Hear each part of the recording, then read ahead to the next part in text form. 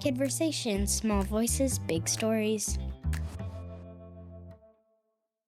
Hey besties, welcome back to Kidversations.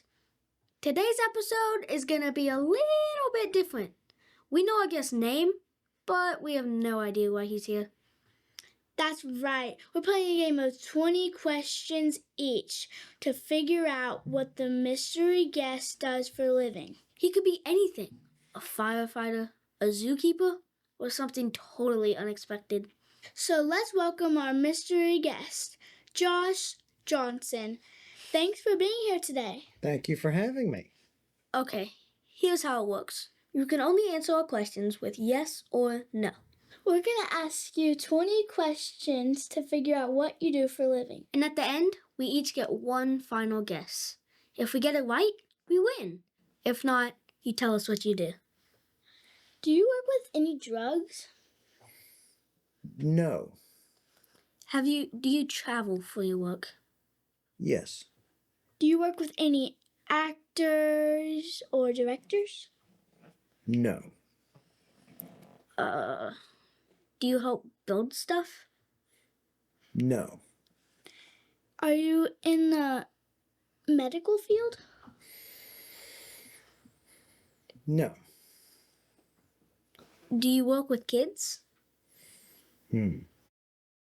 Sometimes. Do you work with any animals? No. Do you work indoors or outdoors? Both. Do you ever have to travel far places away? I do. Yes. Are you famous? No.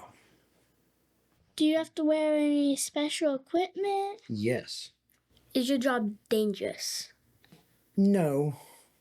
Either just yes or no. I will say no. Do you work on a computer? Yes. Do you work with a lot of people? Yes. Do you work at night or in the morning? Both. Okay. Do you make bank? Do you make a lot of money? I make a comfortable living. I'm not a wealthy person, so maybe I should say no. Do you help people? Yes. Do you have to have special training when you do your job? Yes. Do you work for the government? No. Is your job fun? Let's say no. All right, well, I think that has made 20 questions. Do you have a guess at what I do? Yes. What is it? Are you a judge? No, I'm not. Are you a lawyer? No, I'm not. I guess I could be dressed like a judge or a lawyer, maybe, couldn't I? So what do you do? My job is twofold. I am a licensed funeral director and embalmer. What's an embalmer? An embalmer is someone who prepares the bodies of people who have died. Oh. It's very different, isn't it? Yes. I would never guess that. It's very different. What computer has to do with your job? I type obituaries every day. I file death certificates. I notify Social Security. There are several different offices and government agencies that I deal with, though I don't work for the government. That was a good question. I am licensed in the state of Tennessee and Virginia. And in the state of Virginia, I am licensed by the Board of Health Professions, which made me think about your question, or one of you asked me if what I did was in the medical field. It's a medical setting that I work in as an embalmer. And I came directly from doing that right before I came here to today. So people die at home. Have you all ever been around where someone has died? And were you there when someone came to take care of them and take them out if they died at home? Sometimes we have to go to people's homes. And if it happens at 3 o'clock in the morning, one of you asked a question whether I worked at night or not. I have to go at any hour. I have to be, and every other week I'm on call. When I go home and 1 o'clock in the morning, if I get the phone call that someone has died at home, I have to put my suit and tie on and I have to come to the home. And we have a cot that we bring in, and we bring the person back to the funeral home where I embalm them if that's what the family wants. And embalming is something that makes the family be able to see their loved one and make them look nice and have a few days if they're going to bury them. Have you all ever been to a cemetery? Do you know what a cemetery is?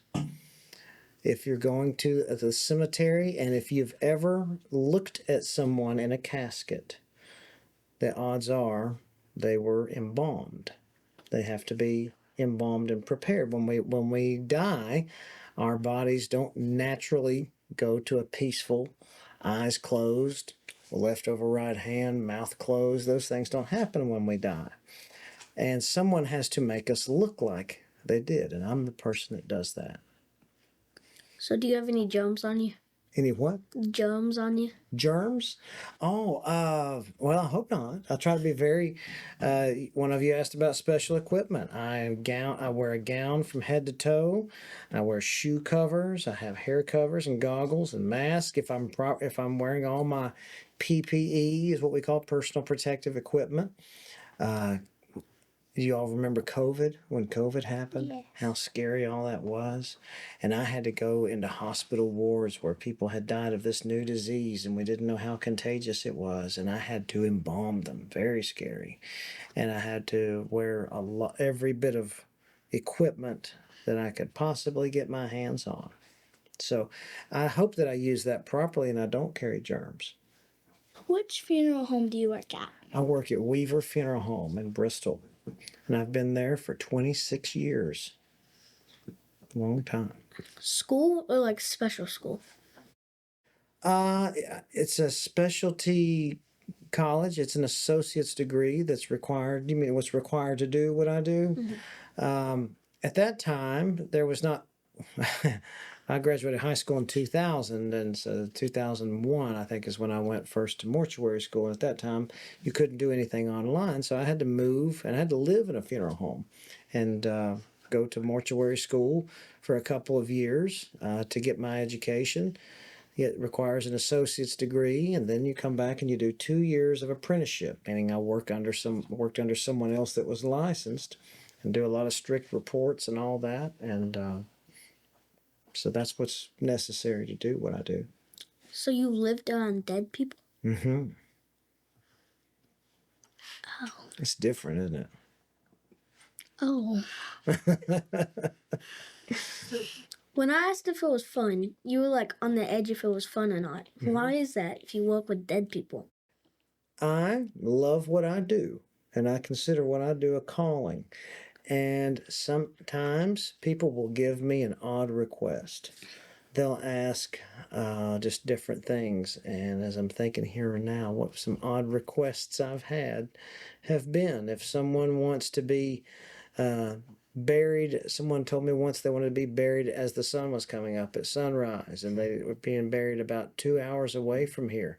So I had to get up very early in the morning and make that happen and do all the stuff by lights, and to me, that's fun to make that happen for somebody. If somebody has something different I had a cousin who said, when I die, I want everyone to wear clown noses and do the hokey pokey at my funeral. Now, doesn't that sound silly? But he wanted everybody to get a good laugh and do something fun and not take themselves so seriously.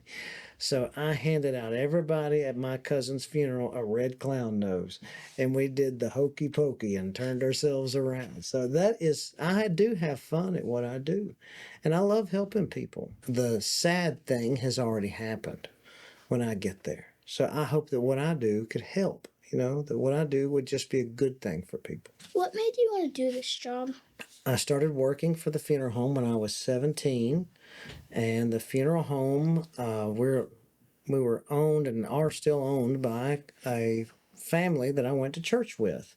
And the owner would watch me as a little kid opening the door for ladies and things like that. And he said he'd make a good funeral director. And just thought that I was good at dealing with people. And because that's the most important thing I do is really listening to people and being able to find out what they need and to help them. I'm the helper. And so he saw something in me that as a kid, and he thought that I'd be good at that. And I asked him. I was going to go to the prom when I was 17 years old and wanted to use his limousine. And so we were going to use it for that. And he said, sure. He said, you're welcome to the limousine, but it's time for you to come to work for me if you want to do something like that. So I said, well, I'll try it. And within 15 minutes of just sitting there and opening the door for people and talking to people, I fell in love with it. And I've just done it ever since. I was very lucky to find out what I wanted to do at a young age. So cool. Yeah. How long did it take you to learn everything? Oh, you never stop learning. But I think to learn how to embalm, maybe, I would watch other people embalm for maybe 2 years before I ever tried to do it myself. And then I was in mortuary college and under the supervision of other people who were very experienced and could fix things if I messed up. And so I learned, it took years to really get to where I could do what I do, I think. Do you work by yourself or with a team? I work with a team. As far as embalming goes, even at that, sometimes, we have, I think, 4 or 5 licensed embalmers at the funeral home that I work at. We're a very busy funeral home. So sometimes we work as a team. A lot of times I work by myself. When we work a funeral, like a daytime funeral out in the church or at the funeral home, there's usually 4 of us that do that together. If it's a graveside service, there are 2 of us that do that together. So it's necessary to have a lot of help. But we have a good team. What's a normal day for your job? This morning I got there about 8:15 and opened everything up, and I knew we had an 11 o'clock graveside service. So I get the hearse out and make sure that the body is ready and the flowers are ready, get everything loaded, and I went on an 11 o'clock graveside service. We have a couple of families, people that died last night. Their families were coming in today to make arrangements. A lot of times I would have to be the one to meet with them, maybe say at 1 o'clock after I got back off my 11 o'clock service. But fortunately, another one of our directors was able to help. 2 of our other directors were able to help those other 2 families coming in. So then someone else died, and I embalmed right until I came here to be with you. Did you get scared when you first started your job? No. And most people would be. And I think that's why I knew that I should be doing that. It doesn't scare me at all to be around people that have died. But most people, it does. And I think that's natural. It's okay to be scared. A lot of people are. But it never scared me at all. I wouldn't be. I know. I probably should be, but I'm not. Do you ever get nightmares from the job? No, that's a good question, but no. It has never bothered me to do what I do. It's what I'm supposed to do. It's what I do to help. What is something about your job that people may not know? I find that many people really don't know what embalming is. A lot of people think that they know, and will say, "No, we don't want embalming," or they'll tell me something like that, and we'll say, "Okay, but we'll be there at 3 o'clock to see her." Say, "Well, let's hold on and discuss that for a little while," because I have to make people understand what embalming is. And sometimes that's a very personal thing, and it can be graphic, but I have to be able to discuss it with anyone. You all are 9 and 11, is that right? I have to be able to discuss it with people who are 9 and 11. I have to, if I had to make you understand what embalming was, I could make you understand. And it's, but I think most people just really don't know what embalming is. Your job helps a lot of people. What's the most meaningful part of your job? The most meaningful thing I'd like to think, you stumped me. I don't have a quick answer to that. How funny. Good question, though. I'll think about it. Maybe I'll come back to it. My grandpa died, and He looked like what you were saying, like with his mouth closed and he had his hands like this and he had makeup on and stuff. Yeah, Do you have to do that? I do. Yeah, I do. That's all part of what being an embalmer is, and I like to, sometimes when you see somebody and they have makeup and they say, oh, they look. You ever seen somebody like that? Almost looks like a mannequin or something. It doesn't really look like. I'd like to think if I do my job really well, it just looks like they're really just laying there. But sometimes we have to use a lot of makeup for different reasons, and so I don't know. Everybody's different, but yes, that's all part of what I do. Have you ever gotten like sick from your job from the sickness that a dead person has? Oh, boy, that's a good question. I'll have to say no. No, but I was very scared that I would during COVID at the start of that because it was this disease everyone was scared to death of. And well, I don't want to get too graphic, but I mean, the embalming part really scared me about handling people with COVID. I never got it from that, to the best of my knowledge. Coming back to that question that I asked earlier, are people ever mean? Yes. Okay. Yes. And a lot of times there are families that that don't get along. And when their moms, dads, grandmothers die, they have to be together. And sometimes that gets ugly because people don't get along and they're mad. They're just mad that they're there. They're mad that somebody's died. And people can be very mean. And so I have things that I do to try to calm them down. And I try to help them because they need help too. How do you feel working with death every day? Do you get depressed? I don't get depressed. I think sometimes I get I worry that I become too desensitized, calloused. Maybe that I take death too casually. Death is a very serious thing. But for me, it's every day, like you said. So I think sometimes it bothers me that it doesn't bother me. How do you make sure everything is done respectfully? There's so many ways that being respectful is very important. From the time that we even come to pick up someone who dies at home, like if I know that they're a veteran, I always ask if they're a veteran, and I cover their body in the American flag as we take them out because that's a sign of respect. That's awesome. There are things that we do, like if someone was a firefighter. Firefighters really care a lot for one another and come out for one another when they die. And I've arranged for 2 fire trucks to be lined up with their ladders touching each other that we drive under to go into the cemetery. I have buried an uncle of mine in Arlington National Cemetery, and you talk about respect.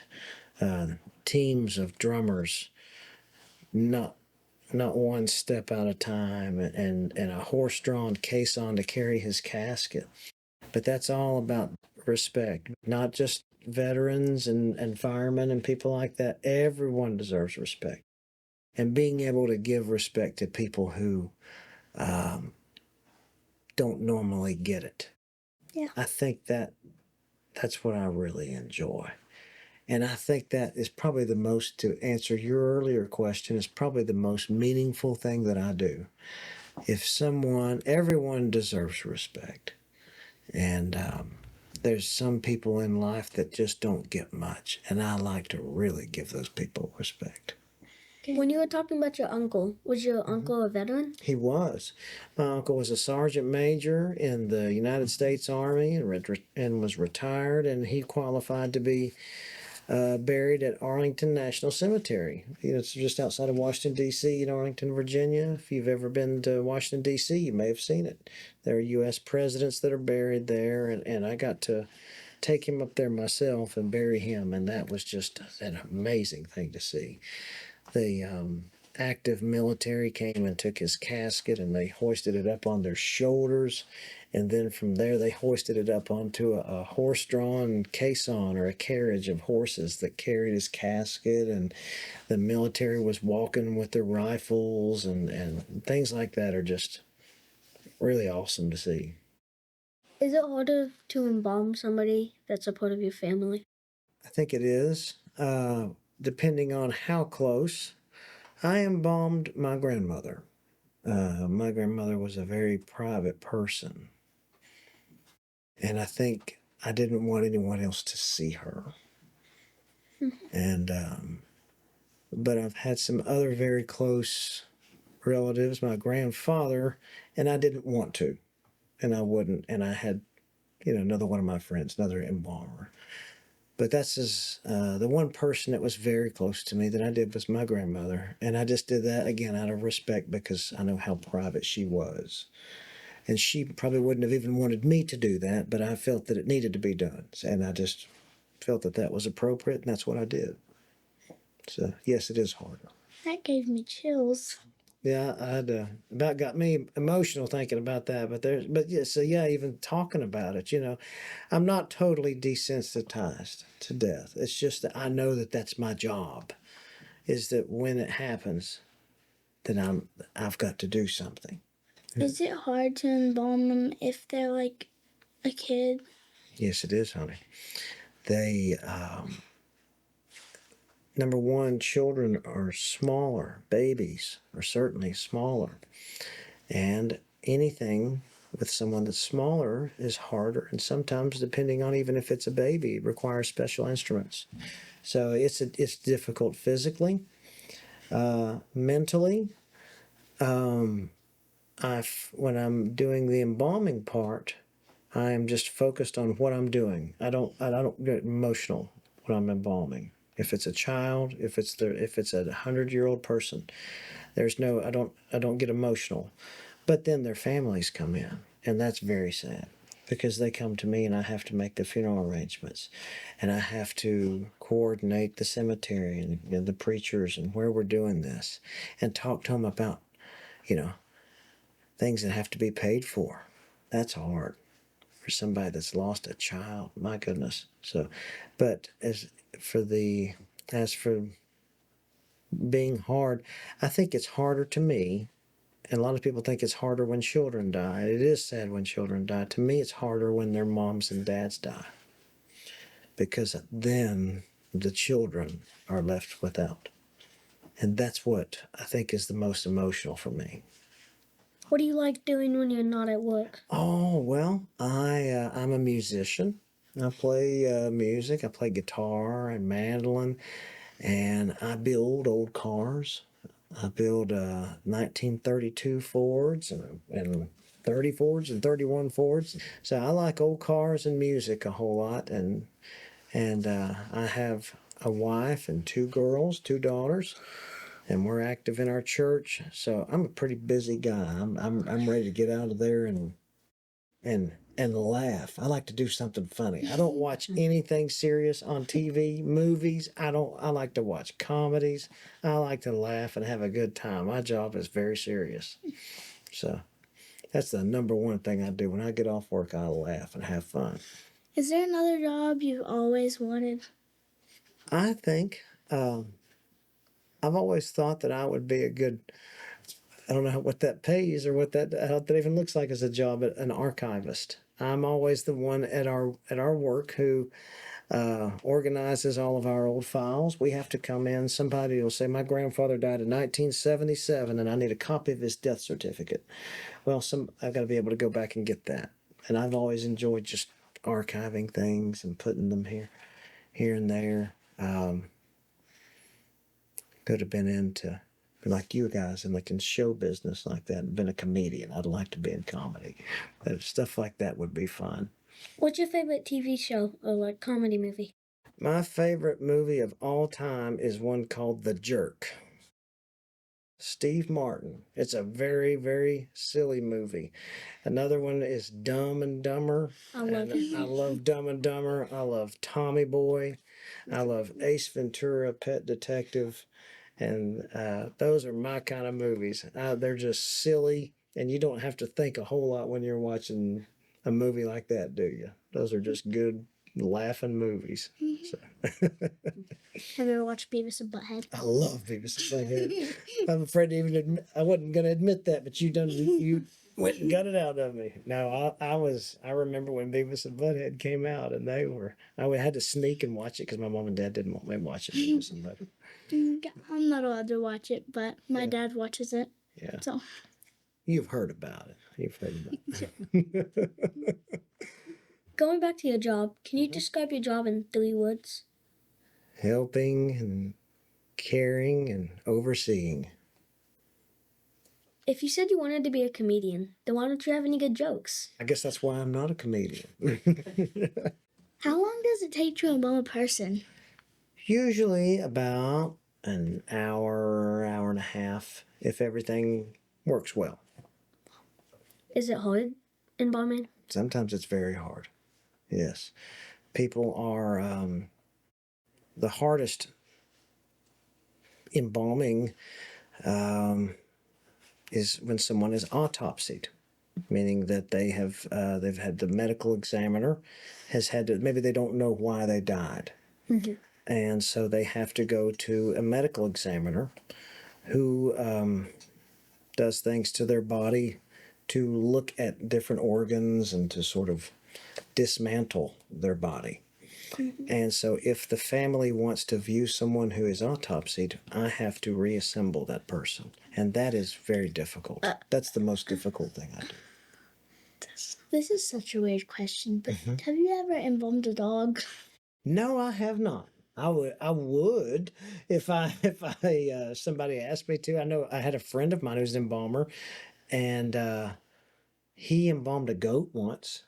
His friend had a pet goat, and he said, "Well, I'll try." And he apparently he embalmed a goat and did a beautiful job, while the owner, he was just so heartbroken over his goat, and he made him a shrine to this goat to be put in, and so the embalming helped it to not stink until he could get that built. So. Yes.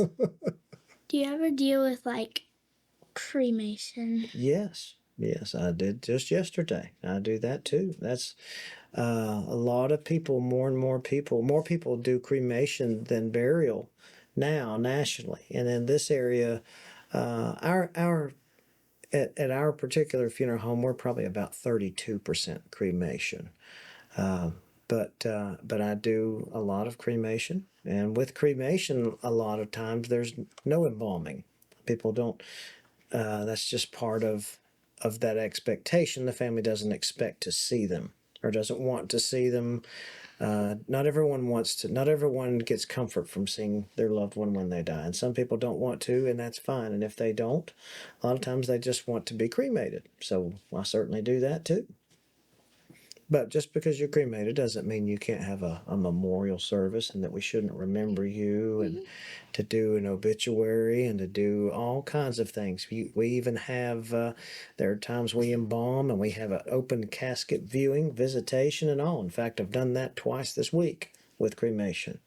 So there's a lot of different things that you can do just because you're cremated. All that doesn't really eliminate anything. You can still be buried after you're cremated. Is it expensive? Yes. What I do is burial is the most expensive. Cremation, not as expensive, and I think that's a lot of the reason that people choose to cremate. I would say average to bury someone, cemetery expenses and all, funeral home, $10,000 to $12,000, and to cremate someone, closer to $2,500 to $3,000. Do you do any necklaces for people with ashes? Absolutely. In fact, I just did that about 2 hours ago, just a little bit before maybe 2 or 3 hours ago. I just did that. Someone wanted to be cremated, and their family bought 2 necklaces. And so I have to use like a little sifter kind of thing to take their cremated remains, as we call them, or their ashes, and get them really fine. And then so they'll fit down in those tiny, tiny little holes in those necklaces. It's very hard to get them down in there. It takes a while. But I did that, and then I'll call the family to let them know that they're ready, and they'll come pick them up. And the rest of them, they want to scatter. They'll go out to the lake, I think is where this gentleman liked to spend a lot of time, and they'll just go out there to the lake, and they'll kind of throw them to the wind or out in the woods or wherever they want to. And but they can keep a little bit of them around their neck because they got a couple necklaces. Thank you, Mr. Johnson, for being here. Well, thank you for having me, young lady. Thank you for teaching us about your job and helping us understand how important your job is. Well, thank you. Thank you. I enjoyed your questions. You all did. You all are excellent at what you do. I think you all should do this for a living. You guys are fantastic. I've enjoyed my time with you. And to everyone watching, did you guess what he did before we did? Let us know in the comments what you thought. We'll see you next time on Kidversations. Bye!